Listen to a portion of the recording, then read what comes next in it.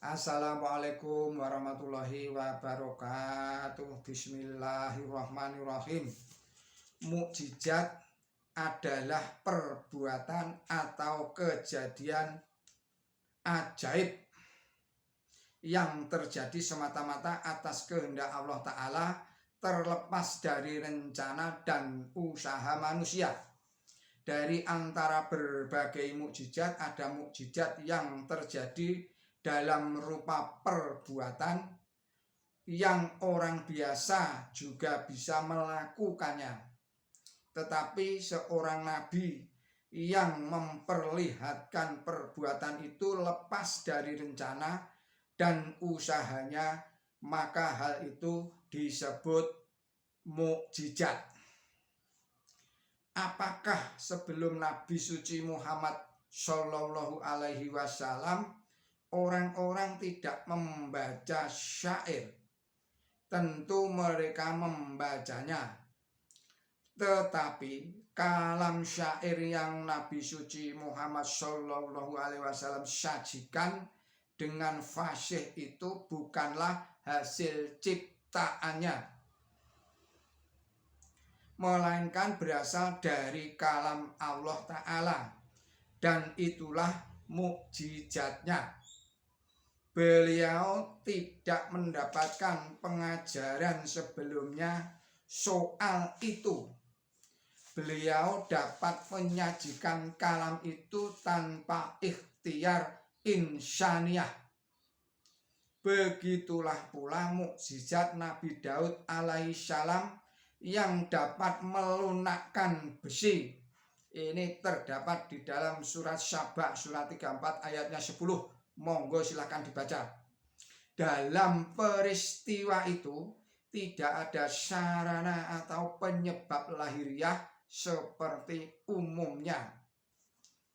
Kata besi dimungkinkan juga berarti kesulitan, sehingga pengertian Nabi Daud alaihissalam dapat melunakkan besi itu bisa berarti seolah-olah setiap macam kesulitan menjadi mudah bagi Nabi Daud alaihissalam. Tetapi aku juga tidak menolak bila kalimat itu difahami sebagai mukjizat dalam arti sebenarnya. Sebab jika manusia tidak beriman dan tidak yakin pada kekuasaan Allah Ta'ala mampu, lalu apa yang diyakininya dari Allah? Kami tidak bisa mengimani mukjizat sebagai sesuatu yang bertentangan dengan hukum Allah Ta'ala atau sunatullah, sebagaimana yang dijelaskan di dalam Quran suci. Kami menolak misalnya keyakinan bahwa ada manusia atau nabi yang bisa menghidupkan orang mati secara hakiki.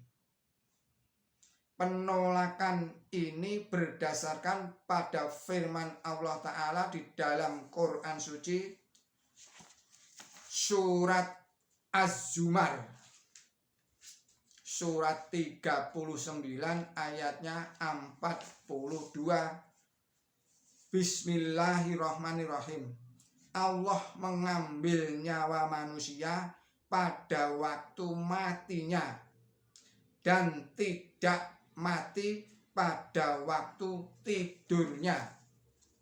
Lalu dia menahan nyawa yang dia putuskan mati dan mengirim kembali yang lain sampai waktu yang ditentukan.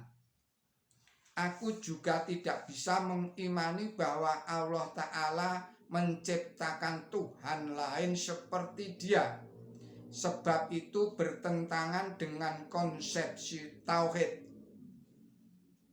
Tidaklah mungkin juga Dia bisa membuat dirinya sendiri mati, seperti dipertanyakan oleh sebagian orang.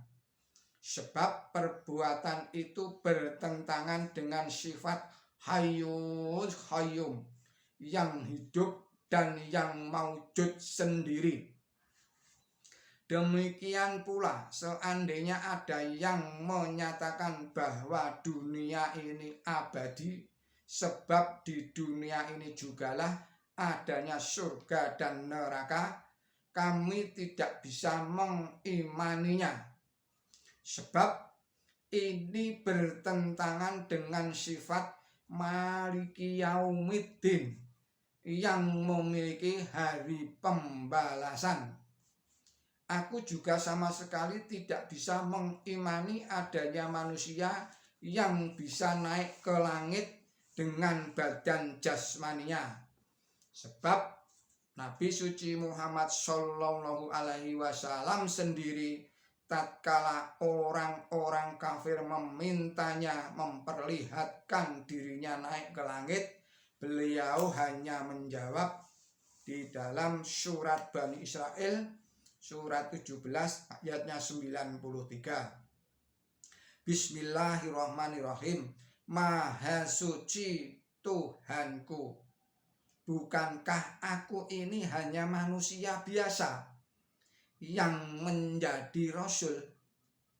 Demikian juga seandainya orang yang mati bisa datang kembali ke dunia ini, tentulah Allah menjelaskannya di dalam Quran suci. Dan ada bab tentang itu di dalam fikih. Singkatnya, kami sama sekali tidak bisa menerima segala perkara yang bertentangan dengan sunnatullah sebagaimana yang dijelaskan di dalam Quran suci. Demikian pesan Hajrat Mirza Ghulam Ahmad Mujadid abad ke-14 Hijriah. Billahi taufik wal hidayah. Wassalamualaikum warahmatullahi wabarakatuh.